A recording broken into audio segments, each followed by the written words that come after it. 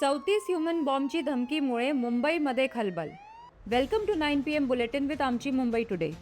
गणपती विसर्जनच्या एक दिवस आधी पोलिसला व्हॉट्सॲपवर संदेश मिळाला. 34 ह्युमन बॉम्ब आणि RDXनी भरलेली गाडी असण्याची धमकी. 14 पाकिस्तानी आतंकी आणि लष्करे जिहादचा उल्लेख. काल गणपती विसर्जनसाठी मुंबई पोलिसने 25,000 जवान, बॉम्ब स्क्वॅड, ड्रोन आणि 10,000 CCTV कॅमेरे तैनात केले आहेत. बीड प्रबंधन आणि महिला सुरक्षेसाठी सुद्धा स्पेशल टीम असेल. मुंबईमध्ये टेस्लाची एंट्री. आज मुंबईमध्ये टेस्लाची पहिली मॉडेल Y कार भारतमध्ये डिलिव्हर झाली. ही गाडी महाराष्ट्राचे परिवहन मंत्री प्रताप सरनाईक यांना मिळाली. The Bengal files show cancel. Fan म्हणाला, शिवाजी महाराजांची भूमी आहे ही. गर्भवती महिलाची हत्या केसमधून समोर आले मोठे रहस्य.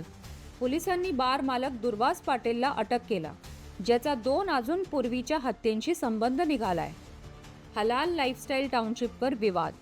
मुंबईजवळ एक हाऊसिंग प्रोजेक्ट जो हलाल लाईफस्टाईल टाउनशिप नावाने लॉन्च झाला, तो आता पॉलिटिकल आणि सोशल कॉन्ट्रोव्हर्सीमध्ये सापडला आहे. अजित पवारचा बयान.